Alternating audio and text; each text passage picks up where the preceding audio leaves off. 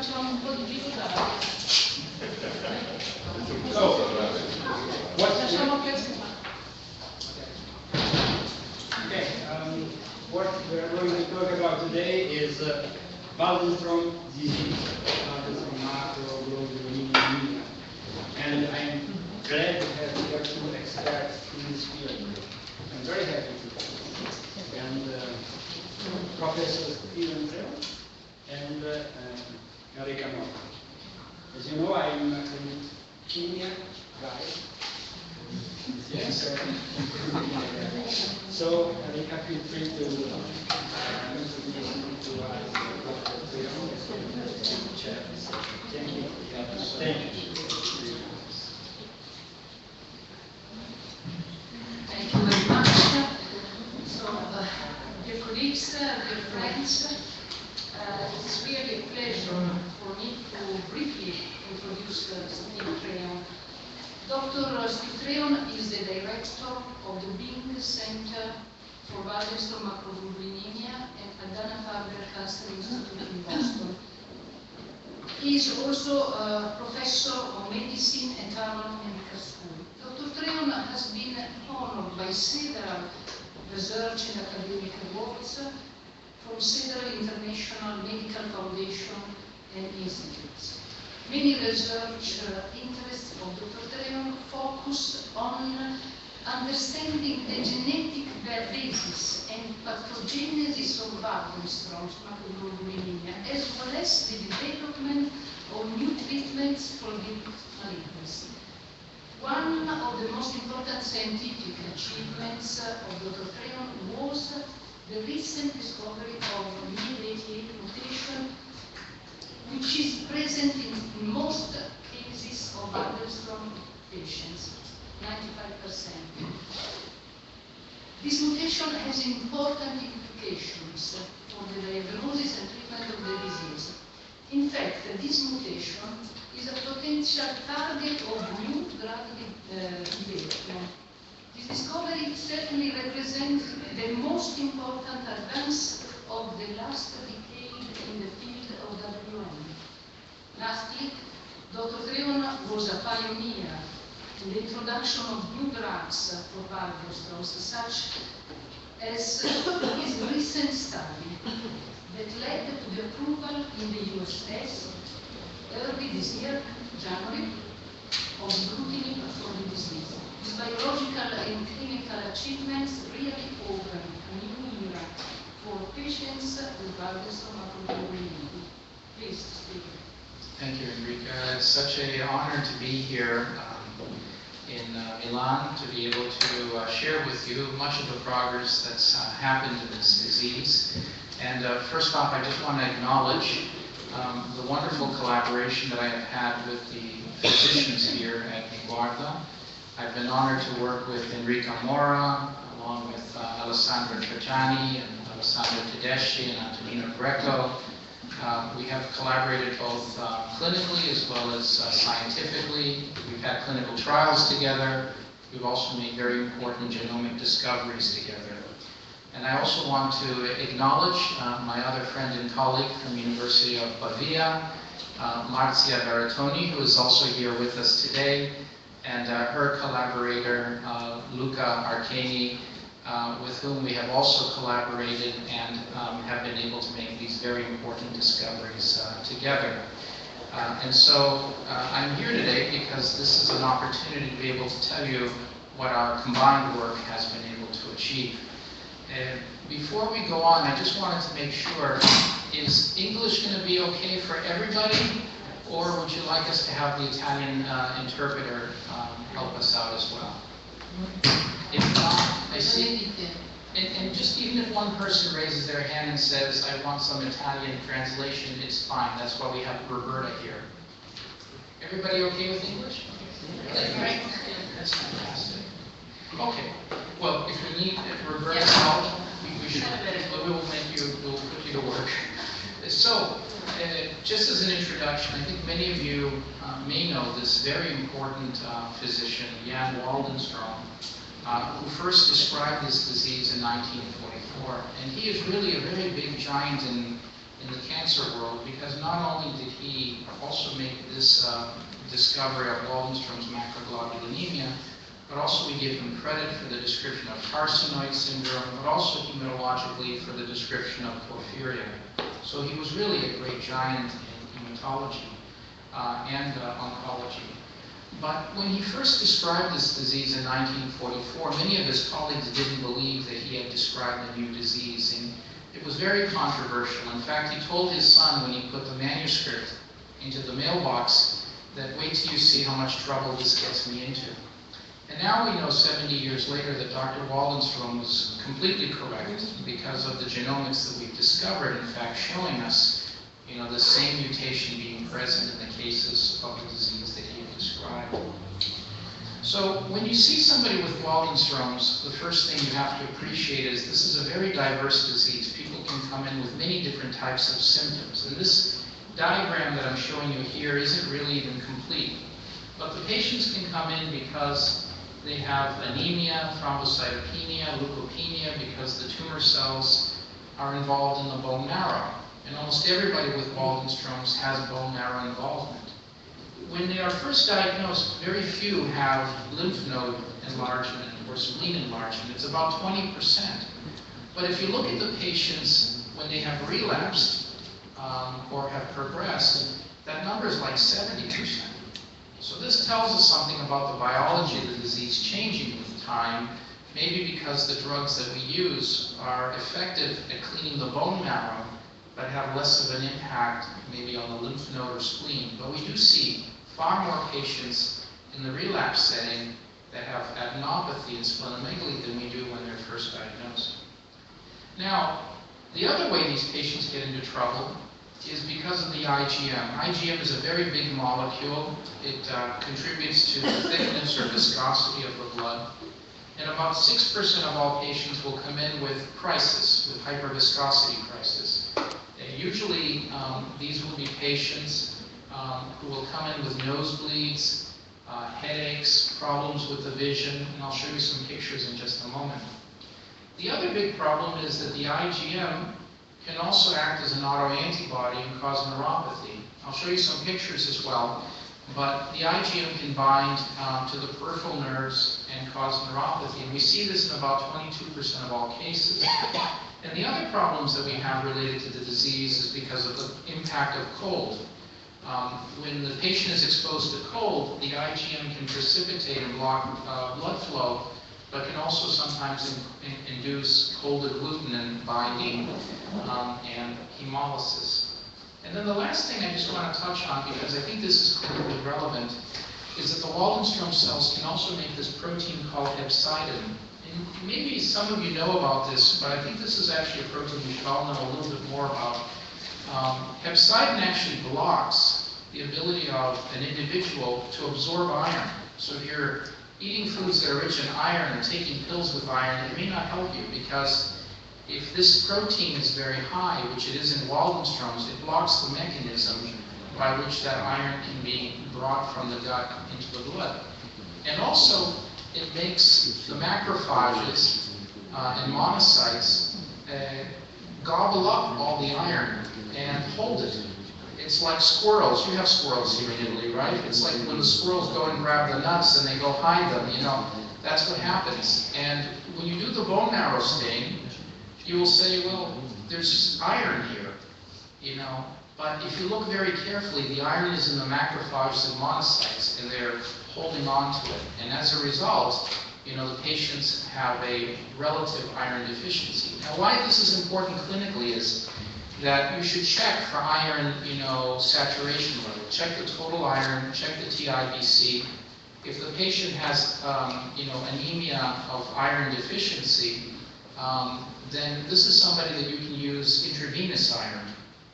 And this can help these patients many times. And sometimes we have not given chemotherapy. We just gave the iron and we watch the patient. And then sometimes we have to give it again and again. But this sometimes avoids chemotherapy in the patients that otherwise are relatively asymptomatic.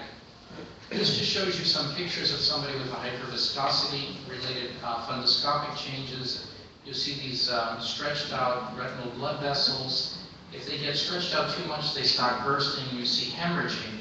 And so in the patients that come in with high IgM levels, it's important to do a good eye examination. And we do it for everybody who has an IgM above 30. We want to look at their eyes, and we want to get a good exam. And then we will send them to the ophthalmologist just to make sure that we got a really, really good examination, particularly for the people that have very high IgM levels. If you see anything like this, you start treatment. You know, it's very important to recognize that this is actually a very important problem. This is somebody with cryoglobulins, and again, the IgM under cold conditions, and it's usually the colder parts of the body, the IgM will precipitate and block the blood flow, and if you do the plasmapheresis, and you take out the IgM, you know, now you see that the blood flow can be restored. But it's important to appreciate this. In my clinic in January, February, everybody's coming in purple, so because Boston is a very cold climate. So you see a lot of cryoglobulin patients. Now, neuropathy, as I mentioned, is a big problem. You see it in about just under a quarter of all Waldenström's patients. It's almost always sensory, so it starts in the feet, and then it moves up bilaterally. So it's going to be symmetrical. It's going to move up bilaterally, and then it's going to skip. Sometime before the knee, it skips and then involves the fingertips. But it's almost always that kind of pattern. And what's happening is that the IgM is binding to the myelin. These are nerves that have been cut in cross-section. And here's the nerve in the middle. Here's the myelin sheath protecting it. And this is what the IgM binds. And when it binds there, it causes immunological breakdown. You have immune cells that come in. You have complement that comes in and breaks down this protective sheath. And this is why the patients end up with neuropathy. And amyloid neuropathy can also happen, but it's much, much more rare. You know, we see this only in a few % of people who come in with peripheral neuropathy, but we always look for it because the management can be very different for somebody coming in with amyloid complications. Now, up to recent times, the way we treated patients was we waited for our colleagues who studied myeloma, who studied CLL, who studied non-Hodgkin's lymphomas, to try out all their drugs, and then at some point, you know, they would say to us, okay, it's your turn to be able to try the drugs. And this, of course, is problematic because many years would go by before we had the opportunity to see these drugs and to use them and to study them, because it's not just about efficacy. Toxicities can be very different. I think many of you know that if you give Rituxan to patients, the IgM can go up very abruptly. You can have hyperviscosity crisis. So here is a reaction that you see in a patient that's different from a patient who's getting it for non-Hodgkin's lymphoma. And bortezomib, which we use so much of, you see far more neurotoxicity in Waldenström's patients than you do in myeloma. In fact, at grade 3, we had 30% of the patients with grade 3 neuropathy, but our myeloma colleagues had only 10%. So this might be because there's a predisposition for the neuropathy for these patients. So it's important to recognize that these drugs can behave differently. Lenalidomide, in fact, such a good drug for multiple myeloma. We had such difficulty giving it to Waldenström's patients. Even at 5 milligrams a day, they would become profoundly anemic. And so again, differences that you see in toxicity as well from other types of patients compared to Waldenström's. So with this in mind, it was time to try to understand what made Waldenström's the disease it was and to develop specific targeted therapies. And we used whole genome sequencing to interrogate the genomics of Waldenström, to look at every single DNA molecule within a cell. And as many of you understand, you know, in any one cell you can have 3 billion DNA molecules. And the most common problem, the most common mutation that we find in Waldenström's is because 1 out of the 3 billion DNA molecules is mutated. And that mutation involves this gene, MYD88. The mutation results in a change from leucine at position 265, the amino acid position 265, to proline. And with the work that we and others have done, including Marzia Bertoni and Luca Arcani's group, this mutation is present in 95% of people with Waldenström's. What I'm going to tell you today, and we keep it all in this room, is that we have now discovered also that a few percentages of these patients also have mutations in MYD88 outside of this L265P. And this will be now reported in the New England Journal of Medicine as well. That paper has been accepted and will be coming out very shortly. But it tells you, though, that this number is almost like 97, 98% of the patients have a mutation in MYD88. And it is now starting to make us think, what are the other patients? You know, what's the other 2-3%? Do they have other types of, problems, some other type of disease, marginal zone lymphoma? I mean, these are the things now we have to scrutinize even more carefully. But it's important to recognize that there can be non-L265P MYD88 mutations in Waldenström. And also to recognize that even the precursor condition, IgM-MGUS, you see these patients, 50 to 80% of these patients can also have the mutation in MYD88. And Marzia Veratoni did a very nice study where she in fact showed that IgM-MGUS patients who have the MYD88 mutation are more likely to progress and more likely to become also Waldenström's patients when they do progress. So I think that's a very important, very important part. So in my laboratory, this very, very hardworking, talented Chinese doctor, Dr. Guan Yang, tried to figure out how the signaling for MYD88 works. And just to remind everybody, because I didn't even know this, MYD88 is actually an adapter protein. It signals for toll receptors and for interleukin-1 receptor. Toll receptors are receptors that sense for pathogens. So bacteria, viruses, various protein coats of bacteria and viruses trigger toll receptors. And of course, everybody's familiar with interleukin-1, which is a very important inflammatory protein. And so when these receptors are triggered, MYD88 actually then binds together, it homodimerizes, and this triggers two pathways. One called the Iraq pathway, the other Bruton's tyrosine kinase. And these pathways lead to NF-kappa B going up, and this is a very major growth and survival protein for Waldenström's. And we've also discovered mutations that actually are supposed to block this from happening, block this upregulation of NF-kappa B that become lost in patients with Waldenström. So all of a sudden you have this circuit that's turned on, causing the cell to grow and survive because of NF-kappa B being unregulated. And a very important pathway doing this is Bruton's tyrosine kinase. Now, why that's important is because I think all of you know the drug ibrutinib actually targets Bruton's tyrosine kinase. And this is why we examined this drug in relapsed refractory Waldenström's patients who had seen at least one prior therapy.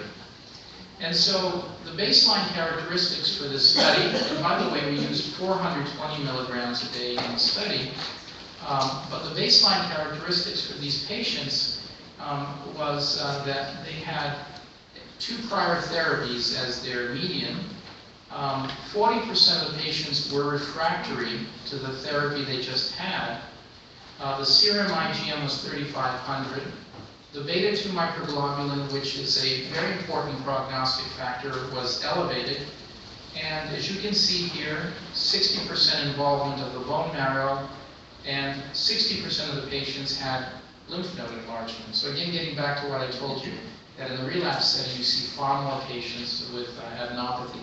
And I think, Alessandra, when I looked at your study too, because I quoted, you also had a very high percentage of patients in the relapsed refractory setting with adenopathy.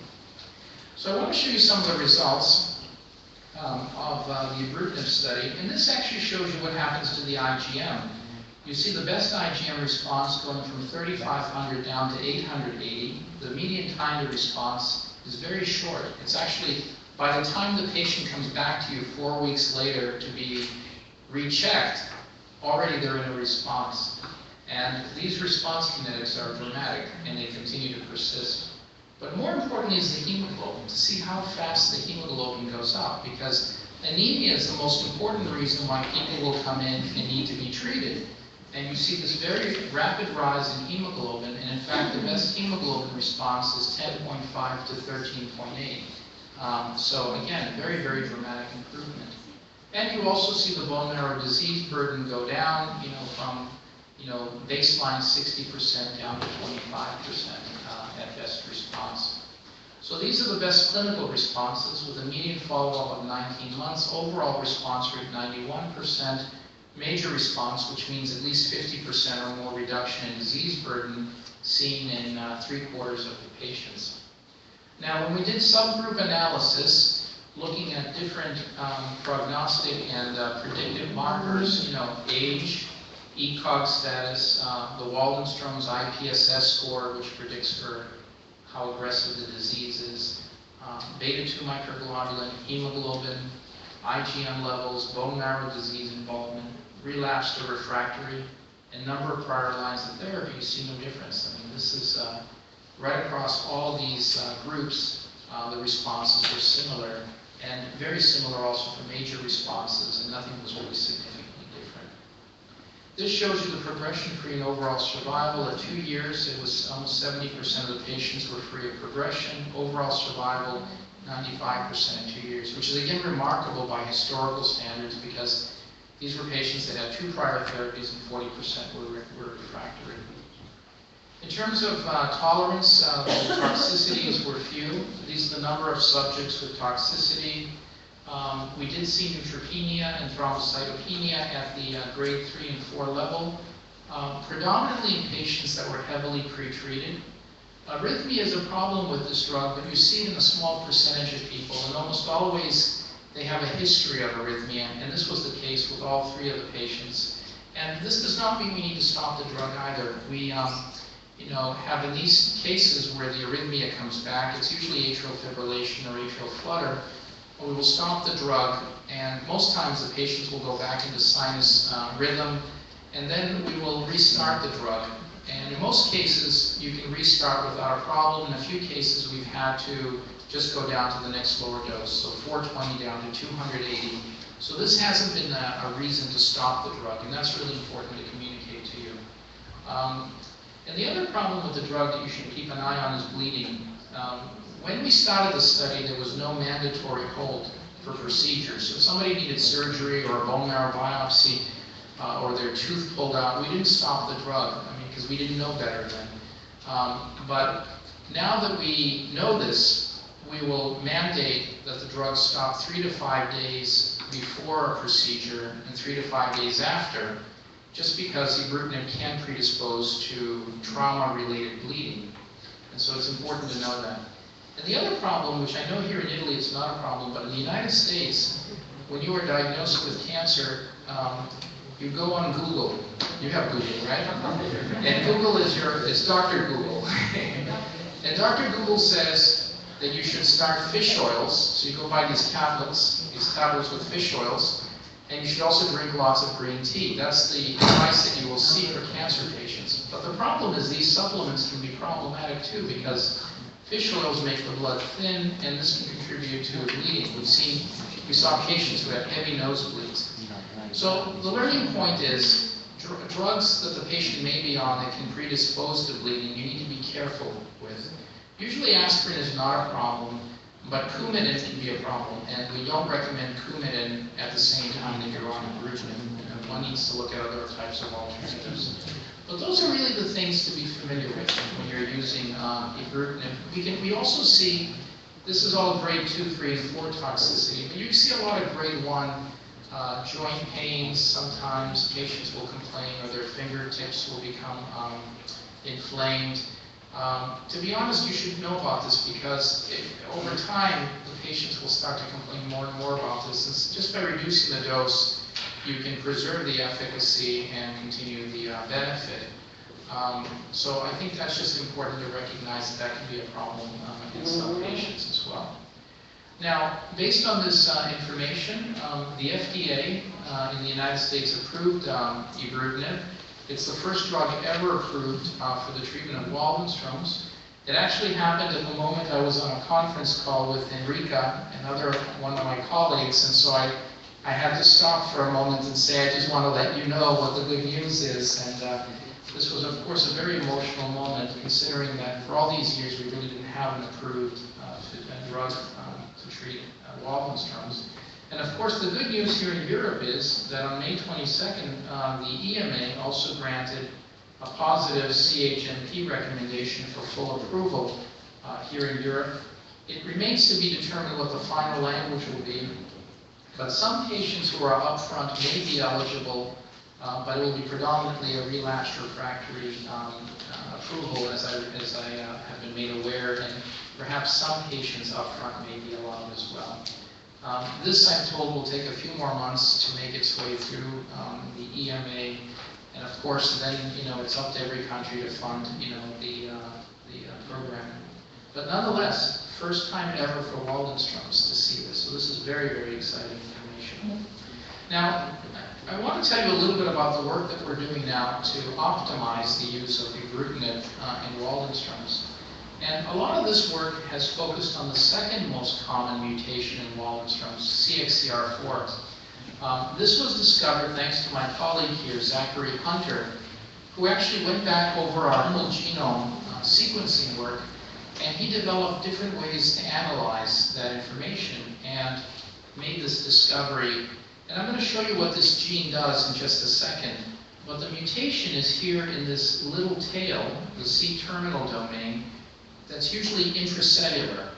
So CXCR4 is a receptor. It sits on the cell surface, but this little tail is inside the cell, and this is where the mutations happen. And as of today, we have now described over 40 different types of mutations. So this isn't like MYD88 that may have 1, 2, or 3 mutation types. There are all these different mutations. So this is a genomically unstable area for some reason. And we have a follow-up paper that we'll be publishing hopefully very soon that looks into this a little bit more. But this occurs in about 1/3 of all Waldenström's patients. And if you have CXCR4 mutations, it's almost always in somebody who's mutated for MYD88. Now, let me tell you a little bit about this very exciting molecule. So, the Waldenström cells normally sit in the bone marrow, and that's because the protein that binds to CXCR4, SDF1, actually comes along, binds to CXCR4, and this triggers the cell to migrate to the bone marrow, but it also triggers the cell to grow and survive. And the survive part's important to understand. Cells can grow, but programs like this also keep the cell alive. It makes the cell want to stay alive. And once this binding happens, where the SDF1 binds to CXCR4, then you see recruitment of these proteins called beta-arrestins. They come in, they bind to CXCR4 inside the cell, and this starts this program of these proteins called ERK and AKT that then make the cell want to grow and survive. But they also promote resistance to ibrutinib. Now normally, if an event like this happened, it should only take a few seconds to a few minutes, and then this whole process stops because these other proteins called GRK come in, and critically they bind to this tail, to the pigtail in CXCR4. But when they bind there, they chase away all these other pro-growth, pro-survival proteins. So they sit and occupy that particular location. Now, if you have the Waldenström's mutations, you're missing the tail. And if you're missing the tail, you never get GRK to bind. And if you don't have GRK binding, then you have the program that keeps the cells wanting to stay alive and grow permanently on. So there is some hope here, and this is why these kind of discoveries mean something clinically. Because there are a number of drugs, one of which I'm sure you're familiar with, Progressi. This is a drug that you use sometimes in transplant to mobilize stem cells. And the other is this drug called ulocuplomab. It's actually an antibody, much like Rituxan, but its function is to bind to the CXCR4 and interfere with SDF binding. And if that happens, of course, there's no SDF1, and you clear away the pro-growth and survival programs. And so that's why this kind of knowledge is important, because we can now develop targeted therapies that we might be able to use in patients that have WM. I hope you appreciated the cartoons. It took 2 weeks to get this done correctly. I had many logistical problems. Sometimes the molecules were going in different directions. It finally worked, which is why I'm so proud to be able to show it to you today. But when you apply this kind of knowledge to ibrutinib responses, you see in fact this modeling that we have done in the laboratory holds true clinically.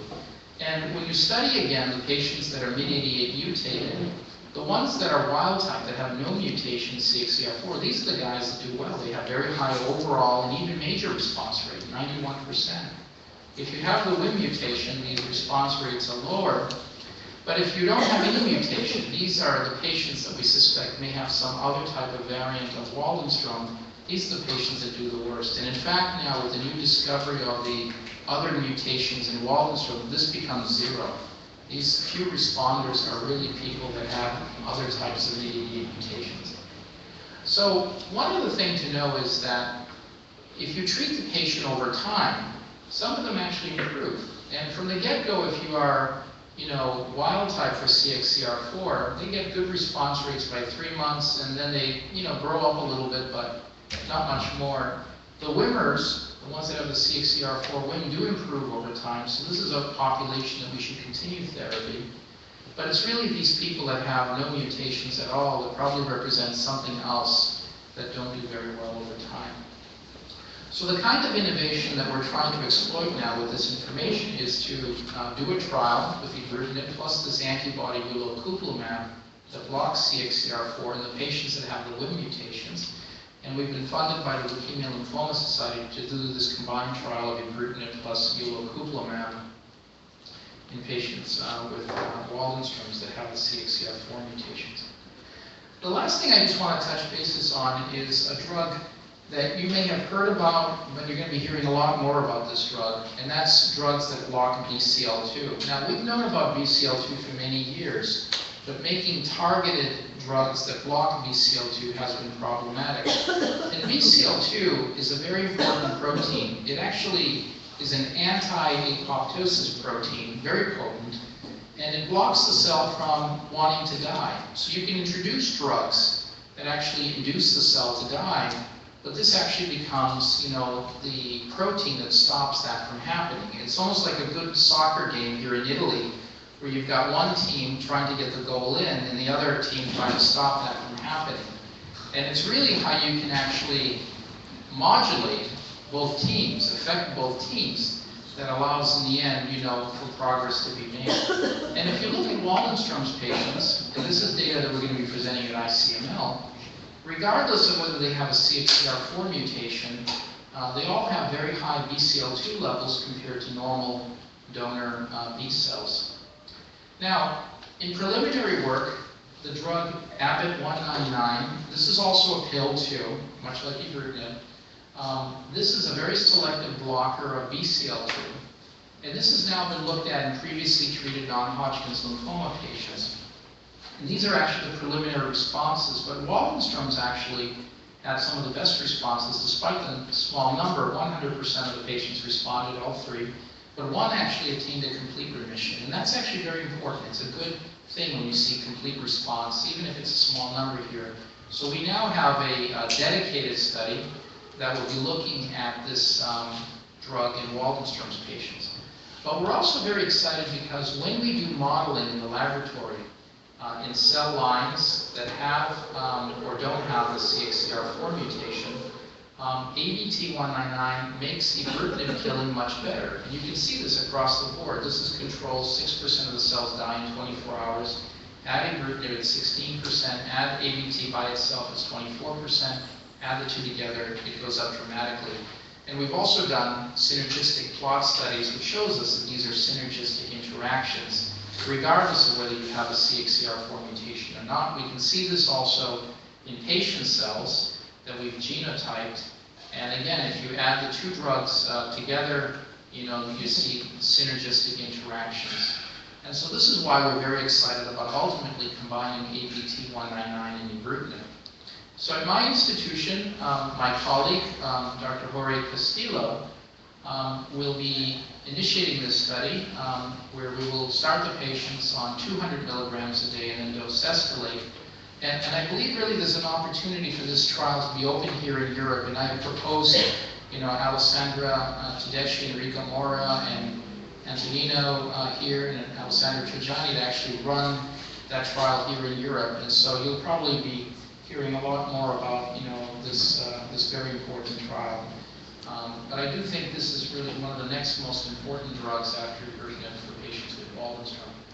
So I just want to summarize that the understanding of MYD88 as a pivotal mutation in this disease has really changed our view of how this disease manifests itself. That inhibiting BTK, which is a target of MYD88, has in fact produced a very high response rate, as well as progression-free survival and overall survival.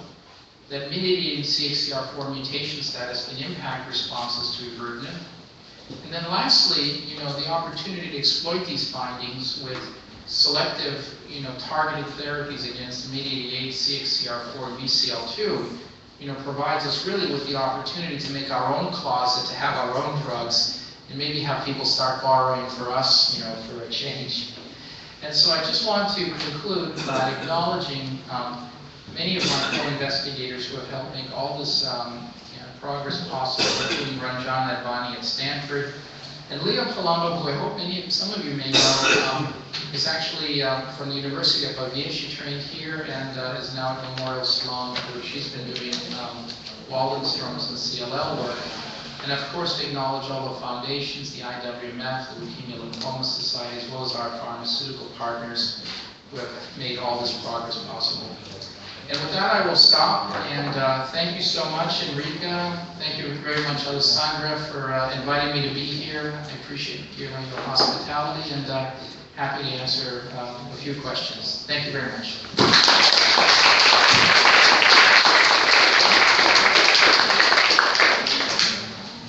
Thank you very much for this outstanding presentation. Other questions? I have just one question. 9 patients in your study, 14%, received ibrutinib for progressive IgM-related peripheral sensory neuropathy. And this could be very important for our patients, as all 9 patients achieve response. Is degree, but response. What's that means in the future? So I just wanted to recap on Enrica's excellent question. And that is, in the study, we had 9 patients who had IgM neuropathy. And all the patients responded clinically. They had a decrease in their IgM. And 5 of those patients had improvement in their neuropathy. 4 patients showed stable neuropathy during the course of therapy. And so I think this has really important implications for how we want to treat people who have IgM neuropathy, because the goal there is to reduce the IgM levels as fast as possible and keep them suppressed. But the relevance back to improvement in neuropathy can be very different. We studied this many years ago, and we reported this at ASCO. But the longer a patient has had neuropathy, the harder it is to reverse it. And so the goal becomes then one of trying to keep them from getting worse. And it's an important clinical problem, because here in Italy, Dr. Nobile Orazio, has done brilliant work, very, very famous neurologist who studied this. And his conclusions based on his study, which I believe, is that if you don't treat the neuropathy, the patient will become debilitated, wheelchair-bound, and immobile. So that's why we need to intervene with neuropathy earlier. And when the drugs were more toxic, it was much harder to make this decision. And also some of the drugs, like bortezomib, cause neuropathy.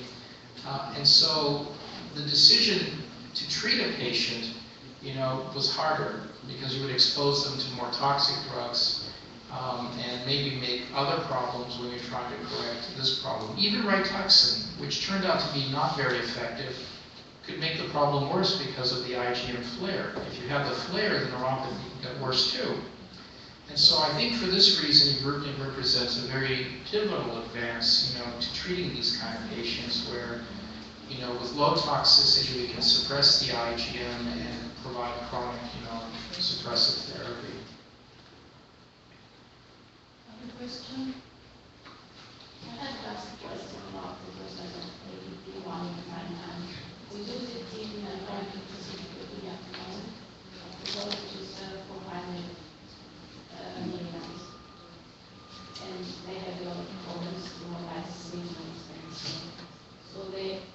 100 is quite high, right? I mean, it's taken from lymphoma or? Yeah, so another excellent question. It's all excellent questions here. Many of you may be familiar with the literature around ABT-199. When this was being explored, it was recognized that in CLL patients who also overexpress BCL2, that even small amounts of drug could trigger tumor lysis syndrome. Now that's an interesting thing. When you see something like that, it tells you how active a drug can be, even at low doses. In Waldenström's, tumor lysis is not a problem.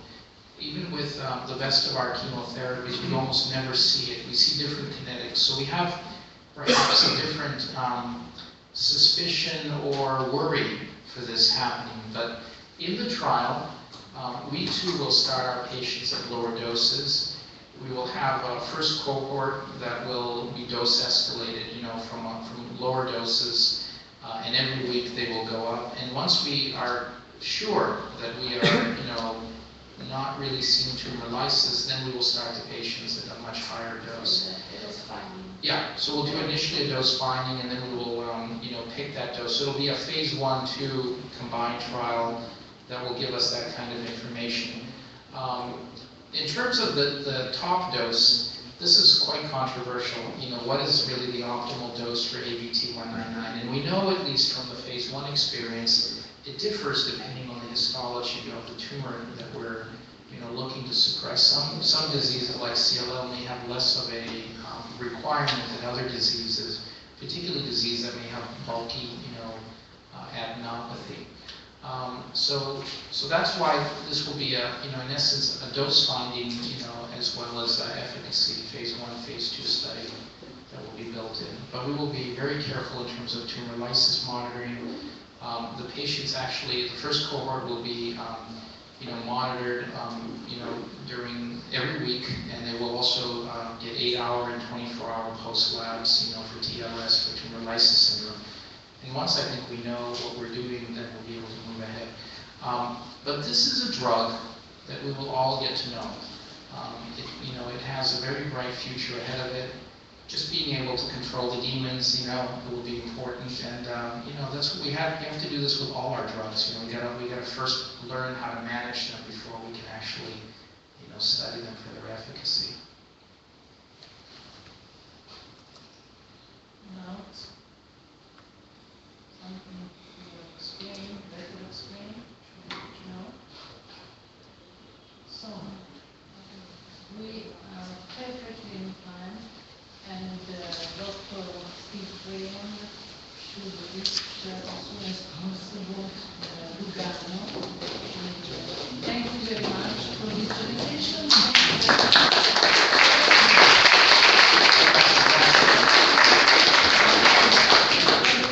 Thank you to everybody for your kind attention and for the warm hospitality that I always get when I come here to Milan. Thank you. Thank you.